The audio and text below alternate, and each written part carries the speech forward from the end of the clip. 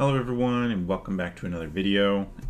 So we are going to start off this episode going over some deck lists for the leaders we went over last week. And then after that we'll go into our preview of our leader for next week. Or I guess for this week. And then, yeah. So last week we went over some of the options for 3 different decks. We did ST10 Law, ST10 Luffy, and ST10 Kid. I put open some suggestions or some submission things in the Discord. And so I just wanted to go over some of the deck lists that we have for those leaders. Starting off, we did not get any suggestions for the promo law. And if we're being honest, I don't think that the promo law is probably worth playing even over any generic leader. I don't think it really has anything. And its leader ability is actively detrimental to you almost all of the time. So I just would not play law, and we won't be going over any lists for that one. If he ever gets unbanned in the future, the regular version, then maybe we'll have to revisit that. But at least for now, the promo version's not strong enough. Moving on to the next one, though, we have ST10 Luffy here, the Red Purple Luffy. And this one, I think, while not great, I do think that it has some stuff that it can do. So here is a list that we have here. It's running a lot of Straw Hats. We've got our Nami Searcher and our other Nami Searcher here. Top end, we went with one of each of the secret Luffys here, and then Roger and Katakuri. This seems to be... Oh, and one Red Roger. This seems to be a pretty solid starting point for your top end here. Katakuri is real great. If you get him down early, he's just going to constantly apply pressure and be an annoying 8K blocker for the whole game. So that's definitely a really nice place to find yourself. Having that, especially with Gum Gum Giant backup, you can go quite a few Don minuses while still holding up Gum Gum Giant if you have the Katakuri here, and you can still end up kind of churning it out. And then we have Zoro and Roger here as ways to get to an AK base. AK base is really hard for a lot of decks to beat through. It's tough for most decks just can't really do much besides maybe their leader swing when you go to an AK lead. It really neutralizes most boards, or at least makes it to where you are in a much more favorable position versus some boards that can still attack. So I find that this is pretty good. And actually, now that I'm looking at this, I need to make sure that this gets swapped out with the other Usohachi. I went and did some of these lists just to confirm that they were functional, like that the numbers, the ratios worked out okay. And I noticed that I was running the wrong Usohachi. It's still fine as a 2K, but not great. So that is the top end. Other cards that we're running here are 2Ks. We're running Usohachi, Sanji, and this Sanji. This is just great as a way to close out the game with an unblockable Zoro or one of our Luffys here. Just a great 2K option for you. Usohachi helps remove blockers. And this Sanji, while it didn't come up as much as I was expecting, I think maybe there's a room for a deck list that runs more Don minus so that you can turn this on more reliably. But it definitely felt like a strong card nonetheless. Then for our ramp and other mid-range threats here, we have Bon Clay to help ramp and get you a little bit earlier into the end game. Zorojuro, another card that can get you into the mid game or the end game a lot earlier, just giving you that one extra Don. And then I was running Silver's Rayleigh. I wasn't sure exactly what to put in this spot. There are quite a few options you could go with, but I figured I wanted at least one additional blocker here. that would help to give me some defense before I get to the point where I'm comfortable using Gum Gum Giants. You definitely want to get high end on, and if you have to use a Gum Gum Giant too early, it can be quite detrimental. So I wanted to get a blocker in here. There's a lot of other options I think that could fill in this slot. But yeah, that's pretty much the deck. It focuses mostly around drawing into some of your drawing or searching into some of your top end here, and then just playing big body after big body with Gum Gum Giant in the end game. Yeah, it's a pretty straightforward deck after that. Moving on to our next list, we have ST10 Kid. And this one was a little more interesting. So this deck focuses a lot on the leader swings. So the ways that we can pump that up are Killer here. We're running Punk Rotten as ways to make these leader swings quite potent in the end game. Zorro also helps pump the leader. And you can run this Captain Kid to give you kind of a better base. And then otherwise, you're running a lot of blockers to just try to churn out a victory. So we have blockers here in Wire, Captain Kid, and Kamazo, all at the early turns. You play them out early, and then try to use their leader or their effects with the leader ability a couple times in a turn before trying to pivot into an in-game finish where you can use double swing with Kid or some other variation of your top end to try to go for game. So yeah, this seems like a pretty reasonable deck. I think you are a bit underpowered just because relying on leader swing, especially in a world where we have as much heal as we do, it's really hard to rely on that one swing being good. You really have to be able to exert board pressure or something like that. And you only have 4 of these restanders. So a lot of times you won't have time to find sufficient ones to kind of push through some of the yellow boards. But I do think against a lot of other leaders, you're pretty reasonable. Zorro can be a great card at just giving you an extra turn and helping clear board. And then Roger, if you get down to 0 in a controlled manner. And Kid Killer is also a great kind of surprise finisher there in the end game, giving you some rush options to kind of go for it in the end. But those are the 2 decks that we have. Next up, we will hop over to one of the deck builder sites to go over our leader for this week, which is OP05 Sabo. So let's hop over to there. All right. So now looking at our new leader for this week, we have Sabo here. He's a 5,000 power special leader with 4 life, red and black, with Dawn times 1, opponent's turn, once per turn. If your character with 5,000 power or more would be KO'd, you may give that character minus 1,000 power during this turn instead of that character being KO'd. So this is a protection ability, and notably this one does not specify from effect. It can be from combat as well, which makes this leader really good with blockers.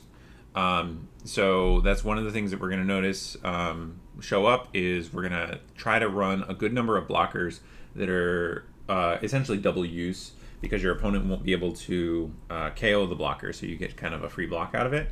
And if they want to swing into it now that it's reduced in power based on this ability, then you've gotten 2 blocks out of it. So definitely a pretty strong ability. He's also part of the Revolutionary Army, which is a pretty well supported archetype. We've seen a couple leaders in these color pairs for the Revo Army, so there's actually quite a few good support cards. Starting off with support, we have the OP05 Belbetti. This is your basic top 5 searcher for Revo Army. Not too much to report here. It is just a great card for doing your searches. After that, we have Koala, who is a good 2K and gives your opponent's characters minus 3,000 power on play. This doesn't work in non-Revo Army things, so it's always nice to highlight these effects when you see them because they're unique to certain leaders. After that, we have a 3-cost 5,000 power no counter Morley, who has a trigger of you may trash one card from your hand, and your leader is multiplayered. Play this card, and then when attacking, if this character has 7,000 power or more, your opponent can't activate blocker during this battle. So that's one of the early archetypes that we've seen, and we'll see it more next week when we go over Bello Betty. But being at 7,000 power or more is pretty relevant for the Revo Army type, giving them extra abilities once they hit that threshold. So this is the first of those.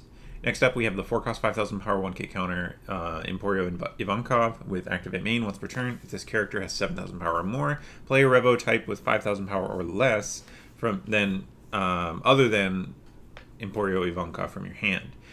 This is one of the main ways you will kind of swarm board. You'll play him out, attach 2 Dawn to him in some manner, and then play out an additional body. The ideal target for which is our next card here, which is Karasu.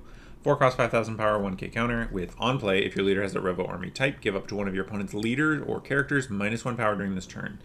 So this being on their leader is big. It means that their leader will be much easier to swing at for this turn. And then it also has when attacking, this character has 7,000 power or more, give up to one of your opponent's leader or characters -1,000 power during this turn. So you get to use it twice. If you play one out and swing with another one at 7k, then you get to reduce their leader's power by 2k, which against a lot of leaders means they're a 3k leader, which means that you really get to punch through if you have kind of built up a board. Even stuff like Koala can start attacking at that point, which is a huge boon for an aggressive deck, where Sabo here gives you kind of the protection to make sure that you aren't just losing all of your bodies to bad trades. So pretty solid there. After that, we have another one of our trigger bodies. This is a 4-cost 5,000 power 1k counter with when attacking, if this character has 7,000 power or more, KO up to one of your opponent's characters with 3,000 power or less. This is a lot more relevant in the current meta than it has been in some other metas, because we have a lot of like green-blue Luffy and other decks where they're running smaller bodies that actually care about attacking. It's not just searchers on those low costs, so having this ability can actually be quite strong as long as you can enable the 7,000 power or more. After that, we have moving into our next set of Revo Army stuff. This was based for the Koala deck, and later the Sabo Red-Black Sabo deck from OP13. So this one is a 4-cost 5,000 power 1k counter with if your leader has a Revo Army type, this character gains blocker and +4 costs. So blockers are great in this deck anyways. You're probably going to cram in as many blockers as you can. Then he also has on KO if your leader has the Revo Army type, KO up to one of your opponent's characters with a base cost of 4 or less. So great little thing there. You either get just free blocks or you can let it die. Even if you have this ability active, just to get that KO. Or if they swing into it twice, you can get 2 swings and then get the KO. After that, we have one of the promo cards here, 4-cost 6,000 power no counter, with if your leader has a Revo Army type, this character gains blocker and +4 costs, another blocker for the deck.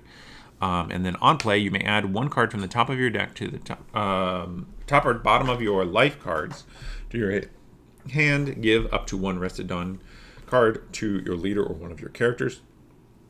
So this one is an interesting one. It's kind of balanced in between. It's obviously a significantly better in the new Sabo, but I do think that it still could be worth it here, getting you the Dawn attached so you can use your leader ability, potentially drawing you a card. It makes it so your opponents can't starve you out. That is one of the things that if your opponents swing at your bodies a lot of times,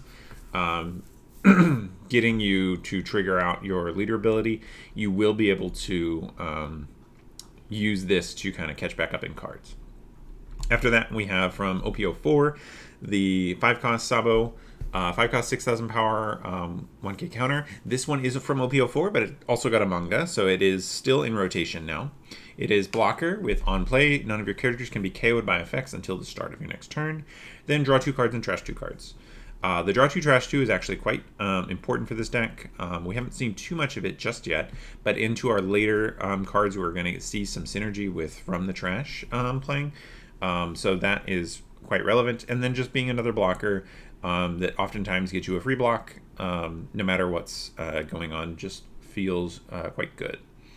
After that, we have from OP06, 5 cost 6,000 power, no counter, Emporio Ivankov, with on play, look at the top 3 from the top of your deck and play up to 1 Rebel Army type character with 5,000 power or less. So this is actually one that will work with pretty much all of our stuff back here. So you want to make sure that if you're running this one, you want to have a whole bunch of the other cards. This one doesn't limit you to playing to not playing Ivankov, so you could play out this Ivankov off of here, but definitely you want to have a pretty high rate of 5k power or less Rebel Army types in your deck to make this one work. But a really good way to kind of get wide if you can make it work. After that, we have Karasu, 5 cost, 6,000 power, 1k counter, with if your leader has the Rebel Army type, this character gains +3 cost, and when attacking, if your leader has the Rebel Army type, and your opponent has 5 or more cards in their hand, your opponent trashes 1 from their hand. So this is actually quite useful in this Sabo, just because it is definitely the kind of card that your opponent really wants to remove, and being effectively a double blocker, because you get a free get out of jail and a second swing into it, and that's even before considering any counter, means that you can oftentimes get quite a few cards or quite a few swings out of this card in particular. So great card overall. After that, we have the 5 cost 6,000 power 1k counter Koala, with if your leader has the Rebel Army type, this character gains +3 cost, and then activate main once per turn. You may place 1 card from your trash on the bottom of your deck to give a Rested Dawn to one of your leader or characters. Great for the leader ability and activating that. And another one where we're starting to use that trash, which is where we can start filling it up with Sabo and such. After that, we have Monkey D. Dragon, 6 cost 7,000 power, 1k counter. Once per turn, if your Rebel Army type character would be removed from the field by your opponent's effect, you may give this character minus 2,000 power during this battle instead. This one is kind of to help protect you from other non-KO abilities. Because your leader only protects from KO abilities, there can definitely be means by which your opponents get around your bodies. And this is just a way of preventing that, while also being something that you could protect after it goes to 5k. With this ability, you could then protect it with your leader from swings. Or vice versa. If your opponent's trying to trigger their Gravity Blade, for example, but you already have this tapped, they could try to swing into it to try to out it and then use leader ability, and then they still can't use their Gravity Blade afterwards. After that, we have the 6 cost, 7,000 power, no counter, Sabo Secret Rare, who is a blocker with activate main once per turn. Up to one of your characters gains +2 cost until the end of your opponent's next turn. Then give up to 1 Rested Dawn cards to your leader. Another good one at getting your leader active, and then just a blocker, which is just great in these decks. After that, we have this 6 cost, 6,000 power, 2k counter Sabo, with if you have 15 or more cards in your trash, give this card in your hand minus 3 cost, and it has blocker. Again, blockers are always going to be great. Getting to 15 cards in trash isn't going to be too hard in this deck, so definitely going to get that benefit often. And then worst case, it's just a 2k, which is a great place to be. After that, we have the 8 cost 9,000 power no counter Monkey D. Dragon with Rush, and on play, give up to 2 Rested Dawn cards to your leader or one of your characters. Good rush option to end the game, so probably going to be one of your top end options for the deck, and also going to be good because it's hard for your opponents to just remove it, because your leader ability can protect it in combat. After that, for top end, we have the 8 cost 8,000 power Dragon, no counter. With on play, you may place 3 Rebel Army type cards from your trash at the bottom of your deck in any order. Then, if your leader has the Rebel Army type, play up to 1 character with a cost of 6 or less from your trash, allowing you to maybe play out the Sabo or pretty much any of the other cards that we've looked at so far. And it does not specify that the card that you play out of the trash is Revo Army. So you could also include some non-Revo Army cards in the deck and be able to replay them as long as you have a sufficiently high number to put 3 Revo Armies from your trash in at the bottom. The next card I'm highlighting just because it's kind of a unique effect. We don't get to see this very often. It is an event, 2 cost, main, KO up to one of your opponent's characters with 3,000 power or less, and up to one of your opponent's stages with a cost of 1 or less. So stage removal is really kind of rare, and we're seeing a lot more stages recently. So this is a much more viable effect than you might expect, especially if you can snipe 2 bodies with this. KOing something and getting their stage can be pretty good. Unfortunately, it doesn't do anything else and is a brick, so I probably wouldn't play it, but I did want to highlight it because it is a unique effect. Speaking of stages, though, we have our own stage, the 1 cost Revolutionary Army HQ. With Activate Main, you may trash 1 card from your hand and rest the stage. Look at the 3 cards from the top of your deck, reveal 1 Revo Army type, and add it to your hand, then place the rest at the bottom of your deck in any order. So this is going to be your way you're going to set up for the dragon, mostly, being able to pitch some of your Revo Army cards that you can revive later with this dragon. It's going to be a pretty nice place to be. So those are the Revo Army cards I wanted to go over here. And I, again, want to remind you guys that I am taking submissions for what you guys would do with this leader now that we've kind of talked through some of the options. And to do those submissions, go ahead and hop over into the Discord. There should be a link in the description to the Discord. And then jump on over to the Road to the Rotation channel, and you can submit your deck list there. And I will do my best to focus or to highlight as many of those deck lists as possible next week when we start out the video with your deck lists and then go into our next leader, which is going to be OP05 Red Yellow Bello Betty. But I hope you guys have enjoyed the video, and I will see you guys in the next one. So until then, bye.